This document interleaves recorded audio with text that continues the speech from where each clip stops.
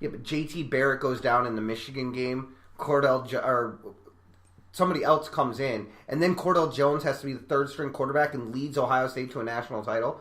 Granted, Ezekiel Elliott ran for over 200 yards in both games. But still... That's what Zeke does. But still, a third-string quarterback. So you don't know. This kid that's behind Milton, watch him just light up. He's Memphis. played. He has played this year. I'm sure he has. Most of the backups have. Yeah, so it's not like this is going to be his first time strapping on a game uniform. No, but it's definitely going to be in a big stage because this is won the conference title, but it's also a team that knows you and plays you well. And also, who doesn't want to be the team to make that 11-1? Well, that's true. Yeah, it stopped 2 years of straight winning. Exactly. Yeah. So 23-1. Mm-hmm. But not like Memphis has, a team full of slouches. Their starting quarterback is thrown for 2,947 yards, 25 touchdowns, 7 interceptions. What's their running back situation? Yeah, he's a beast, isn't he? Darrell Henderson, their running back? Yeah, so... he's an animal. Almost 200 carries, 1,699 yards, 19 touchdowns. He's an animal. He's an absolute animal. He is 100%... What's better than a beast or an animal? He's a god. Well, I guess. I mean, yeah, it's really what he is, and he's been overlooked at Memphis a lot this year. Yeah, and on the other side, you had Mackenzie Milton, but they have a running back who, for what it's worth, he's not that bad. He's a sophomore running back at Central Florida. He was a walk-on, got a scholarship. His name is Greg McCrae. He's got 8 rushing touchdowns. That's decent. He's got 895 yards on 99 carries. So in limited touches, he is getting the job done. Yeah. And so now with the conference championship game, especially Mackenzie Milton being out, what is it that we can expect to see? I expect it to be more Greg McCrae. I think it's going to have to be. I mean, you've got to go with what's been working. The question just is...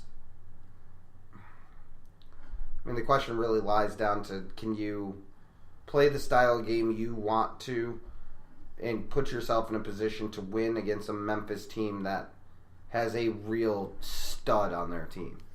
Right. Because you're going to have to answer the call, and this game's going to be a lot closer than you would have wanted it to be. Yeah, because the guy backing up Mackenzie Milton is a freshman who on the season has 174 passing yards. Yeah, but who the hell knows if this isn't the game that he throws for 500? Watch it happen. I knew Kyler Murray was going to be a good quarterback, but I'm like, there's no way he can successfully replace Baker Mayfield. So, who knows? This could be his coming out party where he's like, yo, UCF isn't going anywhere. No, and this, who knows if... That's the X factor right there. For UCF, that's the X factor. What this quarterback does. What he does in this performance will be the deciding factor in this game, whether it's for Memphis or if it's for UCF. That's a good point. And I think... Because if you're Memphis, you don't have to do anything. You don't change your game plan. You play the same way you did. You took UCF down to the wire. Now they don't have their quarterback. You do the exact same plan because you know it will work. And you hope that you can force a new quarterback who is a freshman into making a mistake or two that you can capitalize on. If you're UCF, you hope this kid can do something different. Right. And the running game for UCF, it's not bad. Between the 4 people who ran the ball, they ran for 165 yards. Technically, it was 6 people because both quarterbacks lost yards. McGowan, who was their lead running back at the time, 4 carries, 81 yards. That's 20.3 a pop. Then you've got Greg McCrae, who's come on lately. So they have a plethora of running back talent. They need to get going early. They need to get going early, and they need to just don't put too much pressure on the quarterback, and don't let the game get away from you. Memphis needs to do exactly what they did before. You're right. Because if Mackenzie Milton's not the quarterback in the last game, give me 1 second. Let me go back to that. In the last game, Mackenzie Milton threw for 296 yards. Yeah. And we're not expecting that to come from the quarterback. You can't be sure that you're going to get a freshman coming in on this stage to do that. You're going to have to limit his ability to screw anything up, but give him enough chance to succeed and hope your team holds on in there. Right, and it's not the fact that he's a freshman.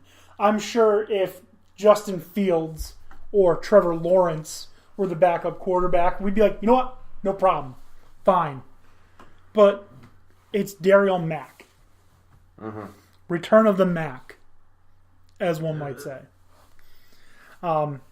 UCF, Memphis. This should, in my opinion, be the best game of the week. Not even just the conference championship games, the best game of the week. It certainly could be. Now, I'm going to skip over the next game. No, I'm not. We're just going to do them in order. SEC Championship. All right. We have Alabama, 12-0. Georgia, 11-1. Alabama is a 13-point favorite. I mean, what does Georgia need to do? Hope. Change? Yeah, I really don't. I don't know what you can do against this Alabama team. It is a very, very strong team.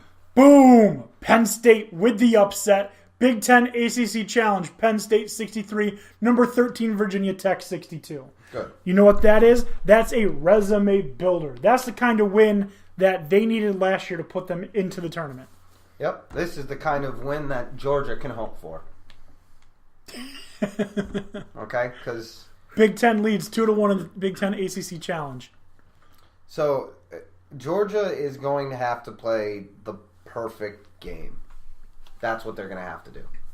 Yeah, that's literally both sides of the ball. The perfect game and hope to get some opportunities. Maybe a turnover changes momentum. Try and hold on to the momentum. If you're Alabama, you do what you've been doing all year because no one has shown that they can stop it. Georgia, not for more than a half. No, but Georgia needs to play the perfect game for 60 minutes. That's what they need to do if they want to beat Alabama. The best way to beat Alabama, in my opinion, and I'm not a football genius. Like, I didn't even know that the Big 12 was a better conference than the Big 10. Well, obviously. Duh. Is you need to beat Alabama by being Alabama. You're going to have to play like them, yeah. You're going to have to get the huge plays. And Jake Fromm has come a long way. Yeah. And he was good last year. So Jake Fromm needs to have a monster game. Now, they need to... Now, that being said, I think that it's going to be... Georgia will be within the spread of 13 points. But it's because Georgia's going to leave all that they possibly have. They're going to play this game like this is their national championship, because it more or less is. If they beat Alabama, they're in the playoff. Yeah, but they're going to play this game as if it was the championship. You see what I'm saying? Right. Like, I think they're going to leave it all on the line, and it's going to be the closest game Alabama's had this year, but they're not. I don't think they can pull it out. I just think that Alabama is too strong and too disciplined to lose. What does Alabama need to do to beat Georgia? Be Alabama. Play defense. That's it. Yeah, be Alabama. They have been dominant on defense all year. If they are Alabama and they're playing Alabama defense, it's over. Georgia has no chance. No. Yeah. if Georgia can find some weaknesses and exploit them, they need to take every advantage and every chance they get to try and beat them. And let's just go through the numbers because these are insane. Tua Tagovailoa, 3,189 yards, 36 touchdowns, 2 interceptions. It's an 18-1 ratio. Touchdown to interception. That is ridiculous. All right, and then you got Jake Fromm, 2,236 yards, 24 touchdowns, 5 interceptions. That's almost a 5-1 ratio, and that looks like a joke compared to the 18-1 ratio. We all know Georgia lost 3 great running backs in the last 4 years. Todd Gurley, Sony Michel, Nick Chubb, all of which are doing big things in the NFL. Yeah. It looks like the Patriots finally have a running back they can build around. It does, Sony yeah. Michel. Sony Michel is no joke, yeah. Nick Chubb looks like what the Browns needed all along to get pressure off of the quarterback. And Todd Gurley is arguably the MVP. Todd Gurley is arguably the best running back in the NFL. I disagree with that. He's definitely top 3. Yeah, but I mean, he is what makes that offense go. Because if it wasn't for him, Goff isn't having the year he's having. Robert Woods doesn't get the pressure off of him that he does. Yeah. He is what makes that offense go. Exactly. And so, I mean, I don't know. Georgia knows something about running backs. Yeah. And they got a pretty good one this year. He doesn't have the gaudy numbers that some of the other running backs have. On 139 rushes, he's got 962 yards. It's pretty nice. 9 touchdowns. Just wait until Evander Holyfield's son takes over. Oh, my God. Have you seen him? Yes. He is a monster. He is what's hiding under your bed. I just want to say, Georgia's going to have the most ridiculous offense in college football when him and Justin Fields are the ones leading the charge. Oh, yeah. But he is an absolute, he's built like a truck. I don't know that there's got to be players in the NFL that would want to tackle him now. I heard a rumor that he got into an accident with a car and totaled the car. I believe it. Chuck Norris is afraid of him. I bet. Chuck Norris is 78 or whatever. Yeah, Chuck Norris is old. Yeah. DeAndre Swift is the name of the running back. Like I said, 962 yards, 9 touchdowns. That's solid. That is a solid. He's close to the 1,000 yards. Mm-hmm. Should get it. Yeah, it's not bad, but that's not going to cut it against Alabama. They're a smothering defense. They are. It's very hard for me to see a way that they win. Get lucky, take advantage where you can, and hold on to the bull for 60 minutes. Which is ridiculous that we're saying that we see no way for an 11-1 team to win. That's how good Alabama is. Against a team with 1 win more. But that's how good Alabama is.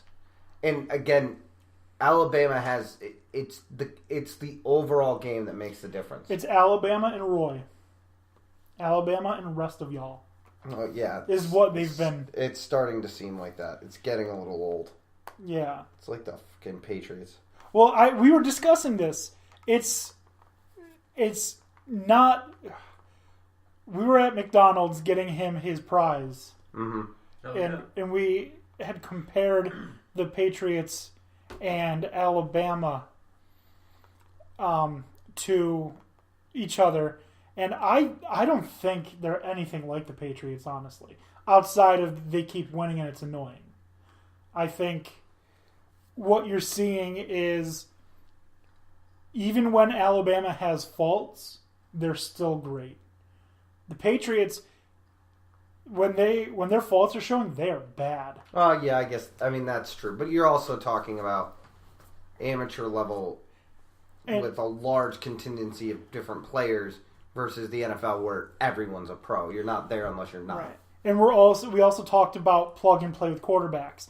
Now, if Tua Tagovailoa gets hurt, Jalen Hurts is more than competent. Oh yeah, and they have that advantage. Not every team has that advantage. And we were talking about what quarterbacks could succeed in the Alabama offense. and I came up with a list of ones who could and ones who couldn't.